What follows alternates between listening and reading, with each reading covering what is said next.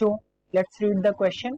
The question says, column first enlist the figure of odd harmonic of air column and column 2 names the corresponding harmonics. Match the column first with column 2 and select the correct answer from the codes given below.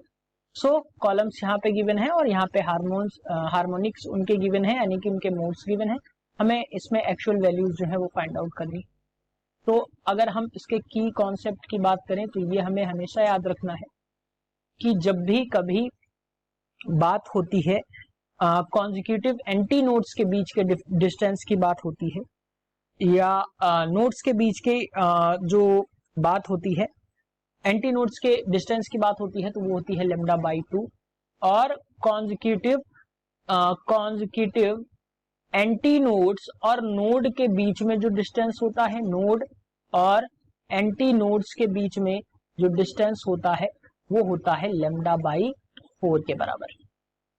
सो अगर हम इस question के according देखें, अगर हम पहला figure देखें तो पहले फिगर में अगर हम देखें तो यहाँ से यहाँ तक एक नोड बन रहा है, यहाँ से यहाँ तक बन रहा है और यहाँ से.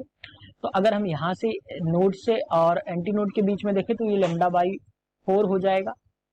यहाँ से यहाँ तक लेमडा बाई 2 होगा और यहाँ से यहाँ तक हम देखें तो ये लेमडा बाई 2. तो अगर हम एल की वैल्यू यहाँ से निकालें तो क्लोज पाइप में एल की वैल्यू होती है, ये भी याद रखिएगा, n plus 1/2 in bracket lambda by. So अगर हम यहाँ पे वैल्यूज पुट करें तो यहाँ से हमें मिल जाएगा, जो वैल्यूज मिलेंगी वो मिलेंगी आपको 2n plus 1 upon into lambda by 4. तो वैल्यूज हमें मिली वो कुछ इस तरीके से मिल जाएंगी. अब अगर हम यहाँ से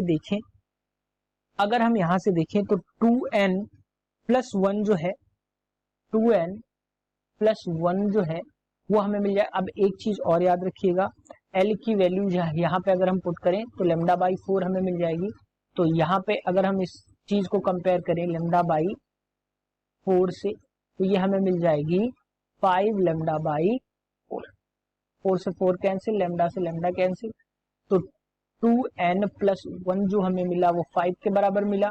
यहाँ से n जो हमें मिलेगा वो 2 मिलेगा. जब हम n की वैल्यू पुट करेंगे तो यहाँ हमें वैल्यूज मिल जाएंगी 2 इंटू 2 प्लस 1 लेमडा बाई 4, यानी कि जो वैल्यू मिली वो हमें 5 लेमडा बाई 4.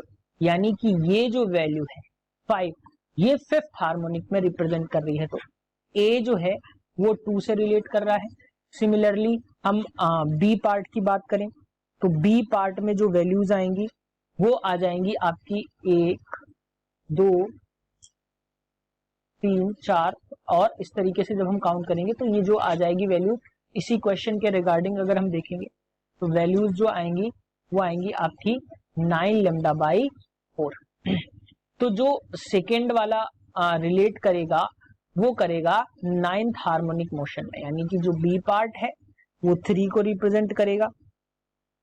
और वैसे ही अगर हम सी पार्ट की बात करें तो अगेन हम इसमें काउंटिंग करेंगे 1, 2, 3, 4, ठीक.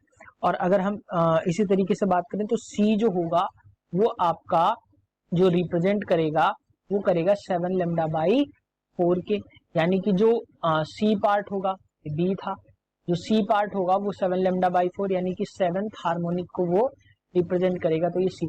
अब जो डी बचा वो फर्स्ट से अपने आप चला जाएगा.